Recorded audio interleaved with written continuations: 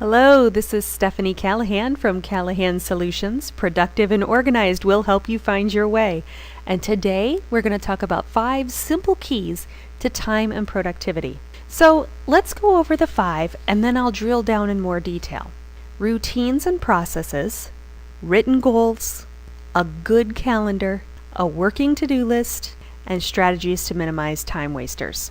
So let's talk about those routines and processes. And normally when I'm in person, I ask a few questions. So even though I can't hear your response, I'm going to ask you the same questions.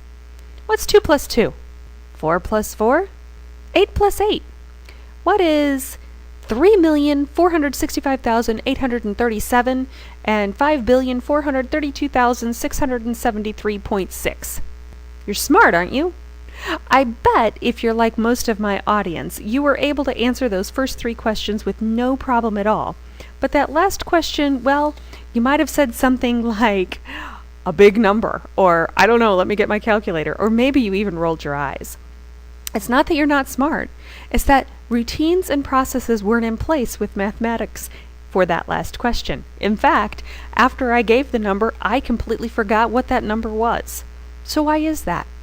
Well, when we are little, people that care for us, whether it's our parents, our teachers, other aunts and uncles, grandparents, whoever our caregivers are, they've gone over those mathematical facts with us. When we were little and we started with 2 plus 2, we held up our fingers and we counted 1, 2, 3, 4. Oh, 2 plus 2 must equal 4. And we did the same thing with 4 plus 4, 8 plus 8, and all the other math facts that we were trying to learn. But it only went so high. We practiced those math facts over and over again, and once we got our addition and subtraction down, we moved on to multiplication and division, and we memorized those as well. They became a part of who we are. So I'd venture to guess that when I first started asking you what 2 plus 2 was, some of you in your mind said, what in the world is she talking about? Of course it's 4. When we were younger it was hard, but now it's just a part of who we are. That's what routines and processes do for us.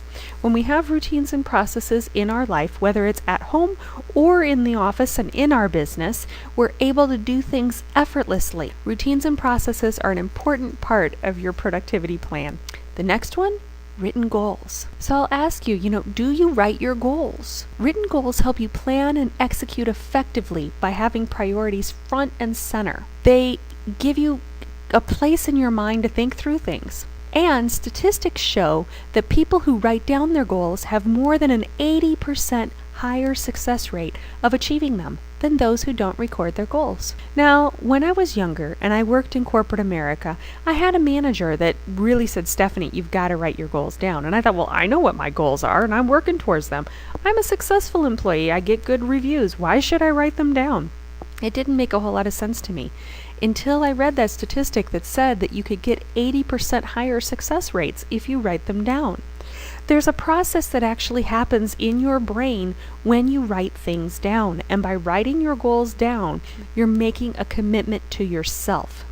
So I tried it out, and actually when I wrote my goals down, I really was more successful. Now understand that just writing them down, if you never looked at them again, and if you didn't tell anyone about them, you'd still be more successful. But you can be even more successful with your goals if you publicly share them so that you can be held accountable and that you post them in front of you.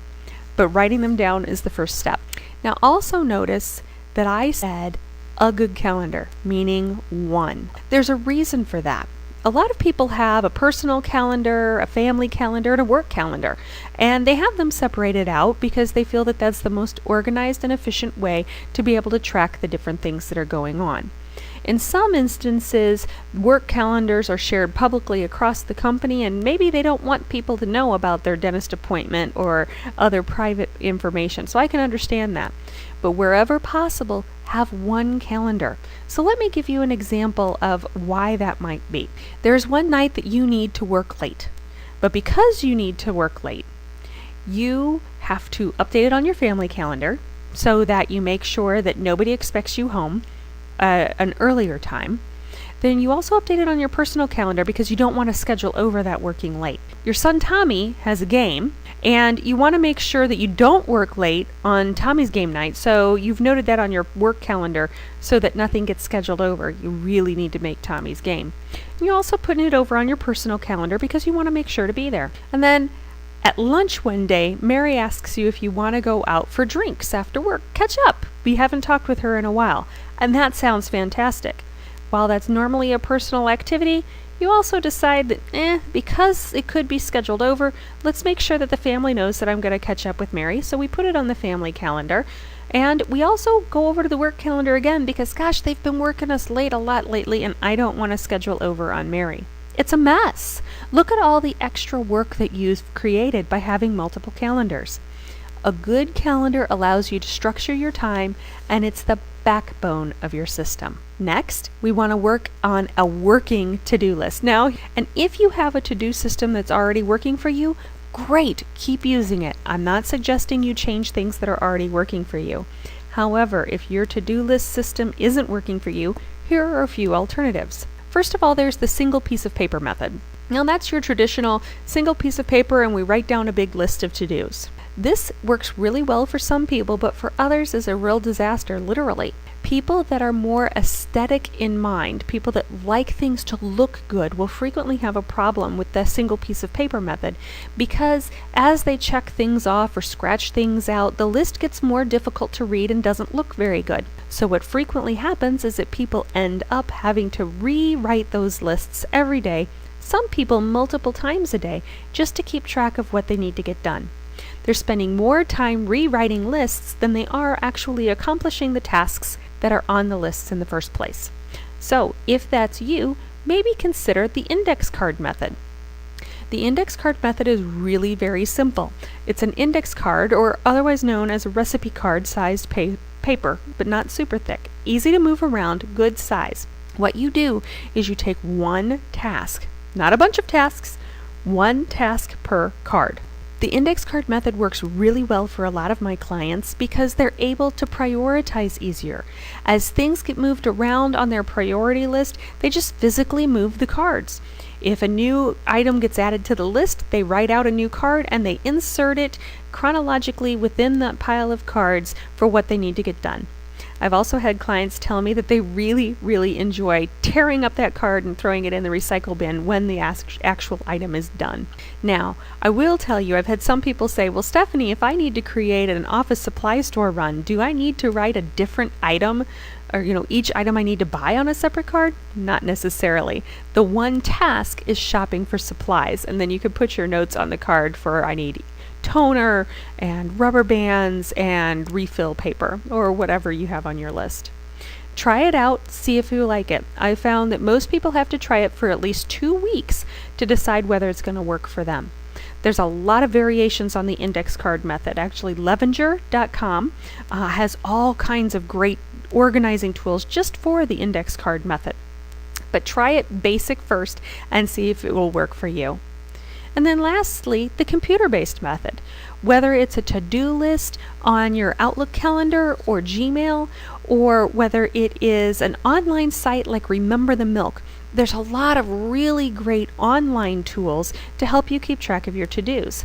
I personally use an application on my iPhone to help me keep track of my to-dos. So if you're looking for a list of what some of those options might be, get in contact with us at productiveandorganized.net and I'd be happy to share them with you. Then the last thing of those 5 things that you need to do to enhance time and productivity is to minimize time wasters. So let me give you some examples. The first thing you want to do is make a strong use of memory joggers. Lists, notes, alarm clocks, and software with reminder functionality are all valuable tools to help you stay on track, so use them as much as possible. A memory jogger is something that you use when you've gotten interrupted and you want to remember where you were before you left off. You can write a quick note in the upper corner of a document you're reviewing or a quick note on a 3M sticky card that will remind you of where you are. What this does for you is when you get back to the task at hand, you're able to actually remember where you were and get back into the groove faster. Schedule office hours. At work, when possible, establish office hours where you openly accept visitors and coworker questions. If anyone unexpectedly drops by, Reschedule them for your office hour time when possible. Eliminate unnecessary interruptions, and that'll help you maintain focus and get work done faster. Minimize time wasters and interruptions are important because studies have shown that the average person, when they're in deep thought, when they get interrupted, they're going to take 20 minutes to 30 minutes just to catch up. When they get back to their work, it takes that long for your brain to kind of recharge and get back to the same level of focus. When you can't avoid interruptions, leave yourself a reminder of where you were. Stand up to greet people. Now this one sounds funny, but by standing, you control the length of the interruption. Inviting the individual to sit usually invites a longer interruption. And take time to slow down.